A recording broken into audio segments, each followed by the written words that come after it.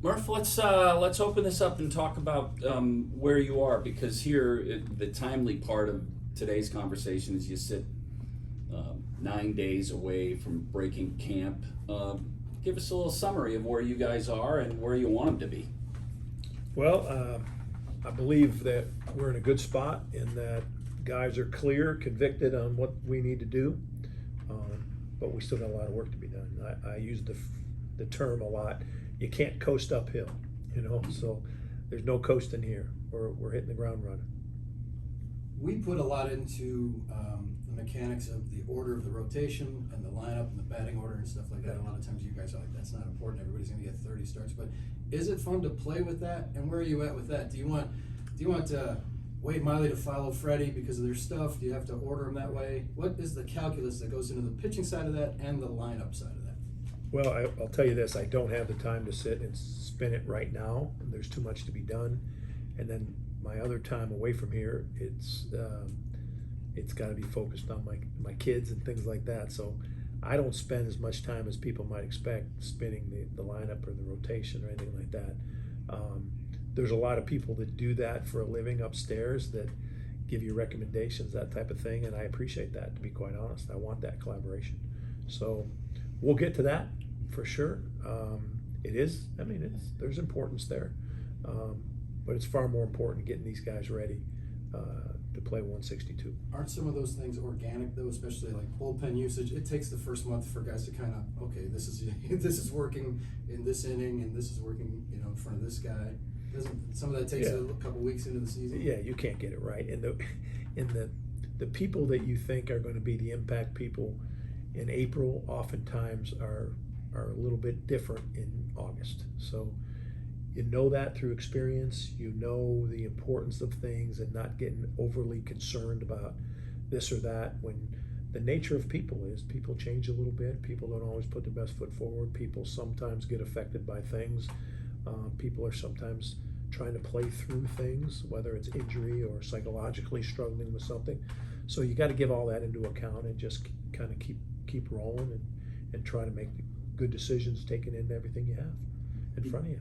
You talk about trying to, when you go home, focus on your kids, etc. How difficult is that to separate someone who sits in your seat, or is it? Not at all. Yeah, because we all know, everybody out there listening knows, family's more important than anything. So for me, those two young boys and my two older children are my priorities in life, and that'll never change. Not even close. You know what I mean? So.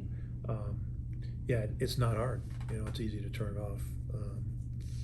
For me, it's easy to turn it off. If others struggle with that, I feel sorry for them, because parenting is number one in our lives. And it ain't easy. With what you've built here over the last 8 years, a lot of the players talk about the family and the Brewer family, and they feel that connectivity and things like that. Is that how do you foster that in the clubhouse? By setting the example of being present for your family, or how do you foster that amongst the guys? I mean, I think everyone knows. I think you just be authentic. You know what I mean? Like, I think everyone knows who everybody is. You can't put on airs too much here when you're with somebody for 8.5 months like we are. I think they figure out who we really are, and we all have our warts, and there's good in all of us. So I think we just operate with that, and the last 8 years have been special for Brewer baseball. But we want to prepare the foundation right now for when we're in those positions again to go even deeper. That's what my hope is. Murph, did your interim role in San Diego, does that help you now? Do you learn from that, or is that they totally separate and one doesn't play into the other? No, I think you learn from it all. Yeah. I think you can go back to when I was coaching at Maryville College, and there's an impact there. I'm not sure I can remember it. Yeah. But that's another issue for another time. I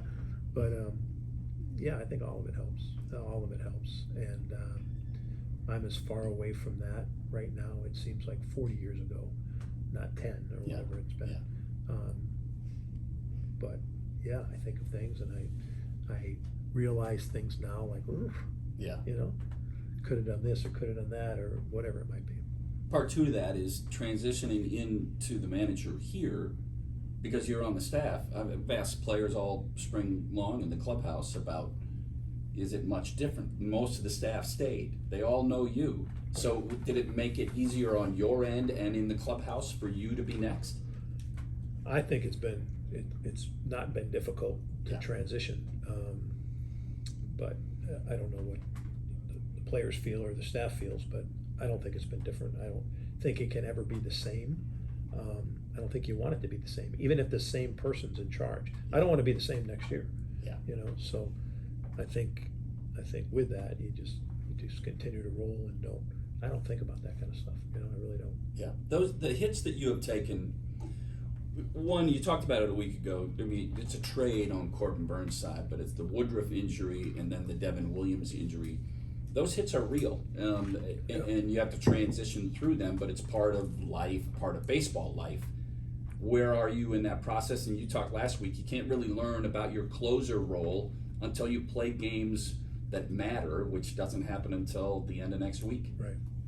Well, I mean, again, it's all perspective. You know what I mean? We all get hit with injustice. We all get hit with, unfortunate things.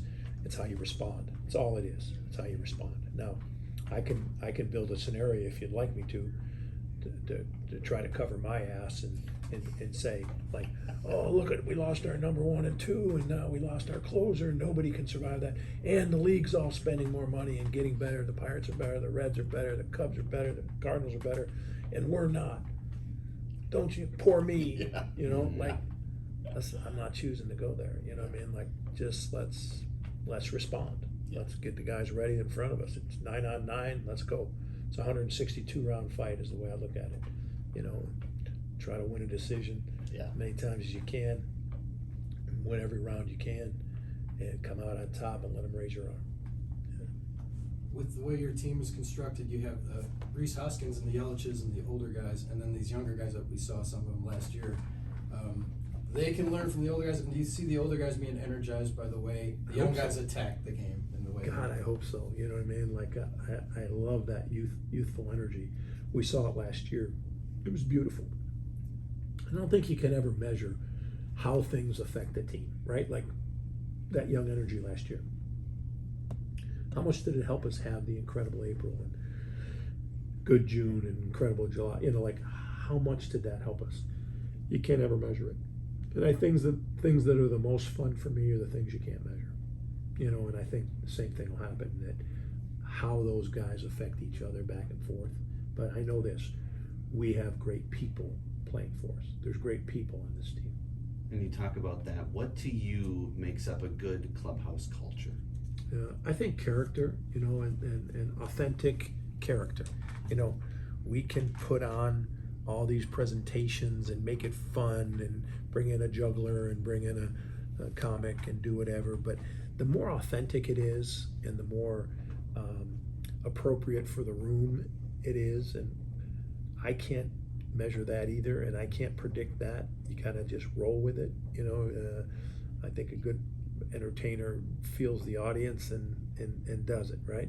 I think a good leader has certain principles that they believe in authentically and live by, and I think the room senses it. But you get so much back from the room that leadership takes on a lot of forms through a lot of people. There aren't any player coaches anymore, but Wade Miley is like one of those guys, right? As a player coach. And make note of it, he's old enough to be too. Let's check his birth certificate and make sure that he's really what he says he is. I'm saying it's closer to 50 than it is 40. Anyway, I owe him that, so I have to continue on that path. No, he's wonderful. Yeah. He is wonderful. He's interested, and he's got other guys interested. Yeah. So now Woody is out there, not able to pitch this year, and Woody's out there coaching people. I saw him grab Uribe the other day, and that's unlikely. Yeah. But that's the character we're talking about. So I think if character counts, we'll find out. But a lot of everything counts. Maybe character doesn't count this year and doesn't put us over the top this year, but maybe it makes the difference for when we're making a real run, whatever. Who knows? But I know that it starts with that type of foundational stuff, and to me, I feel very grateful that I'm part of it. Personally, I have enjoyed watching you on the foul line, on player introductions. Shooting foul shots. No. Well, yeah, that too. I would like to see you shoot foul shots. I'm sure you're good at it. On the player introductions in the playoffs last year and on opening days, you're going to do 8 years straight. Yeah, what are you going to do? Because I asked you 8 that years at the straight. introductory press conference. 8 Would years you- straight. This 8 years come on. straight. I've walked out and Yeah, not shaken hands. Correct. What do you do as manager? Oh, I can't Going reveal to that. 9? Oh, you're not going to tell us. You'll have to see. Can't reveal that. You could split it, just a suggestion, in New York and in Milwaukee, do it differently. So you're going to get on that Great line suggestion. Try to get the fans to call in. twice. Okay. Yes. The fans, those of you that call in that are interested in this, Yeah. you better check your agenda there. That's just, you should have a bigger goal in life.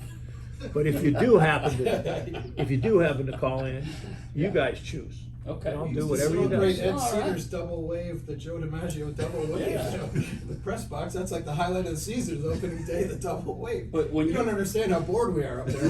That's a That little gets bit. us excited. That's a little bit of where this all came from. You know what I mean? I'm like, Come on. Yeah, listen, when you don't shake and give fist bumps, you take some shots too. I do, I mean, I there's do, some solar yeah. plexus, some chest.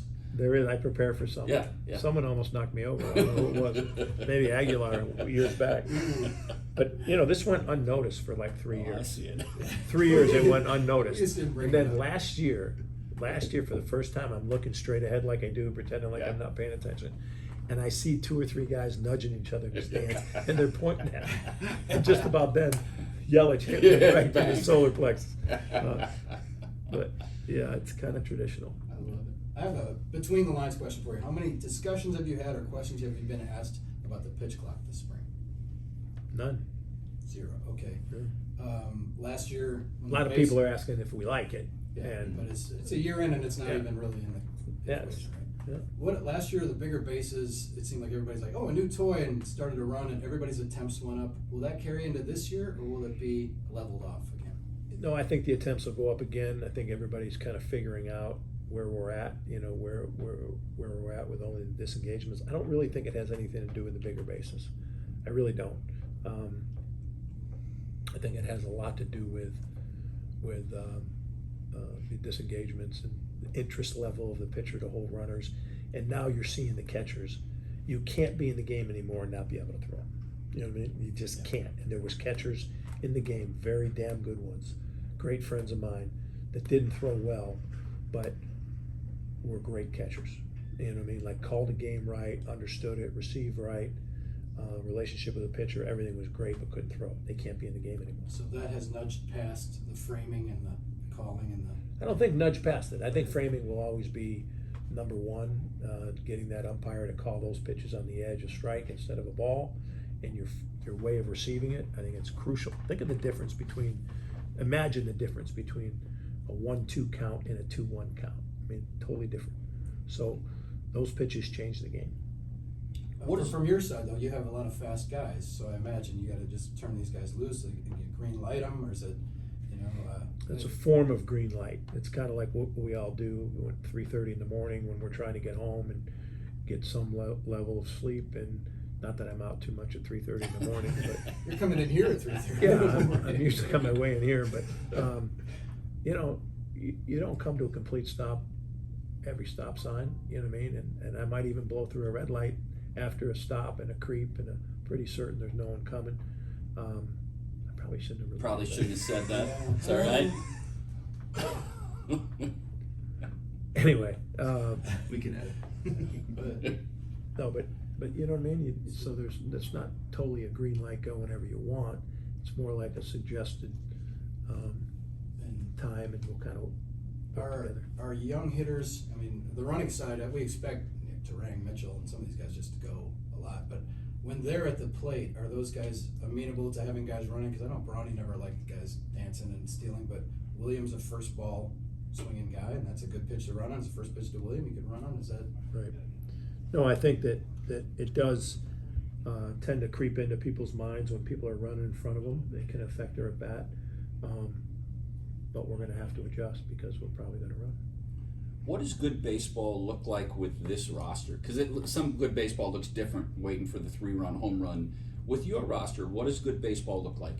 Yeah, I think that I think we gotta play defense. We've gotta not give up free bases. And I think we have to be a threat in a whole different way. We can beat you with 3 yards in a cloud of dust. We can go up top, beat you in the long pass, or we can play more of a controlled offense. I think there'll be just like a little mixture of everything. And when it's right, it's going to look really pretty. You know, there'll be a game we beat you with a 3-run homer. There'll be a game we beat you with 7 stolen bases and put so much pressure on you that we get the number 1 out of there. And then there'll be games that, you know, we can't execute that. Yeah. How's working with Ricky been, and what has he brought to the table so far? Yeah, he's a jerk.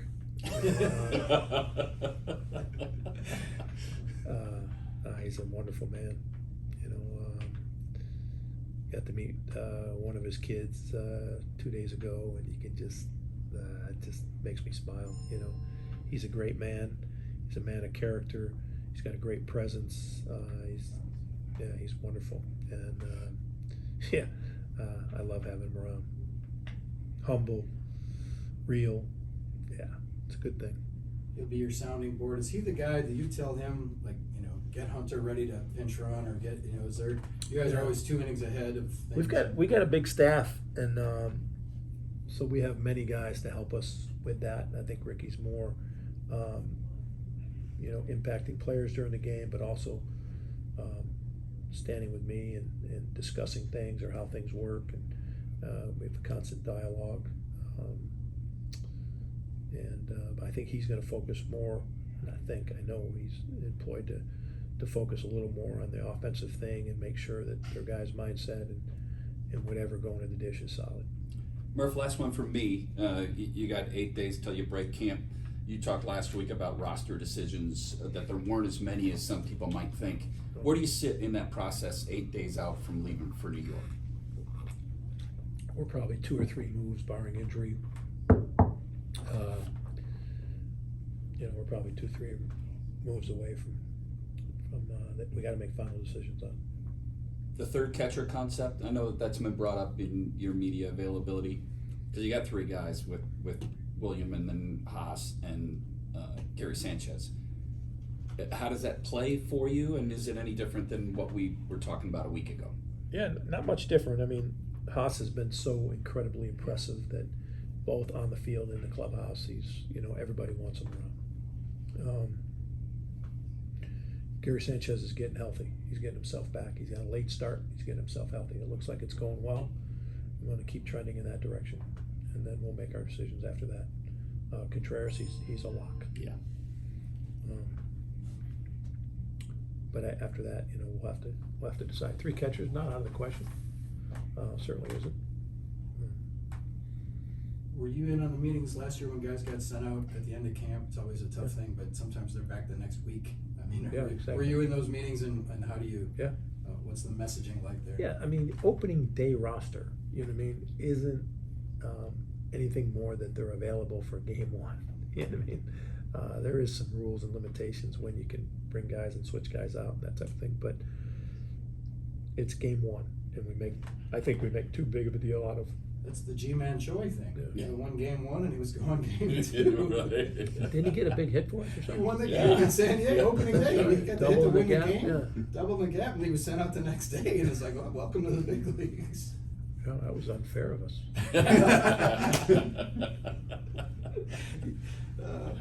I love G-Man. I love that guy. We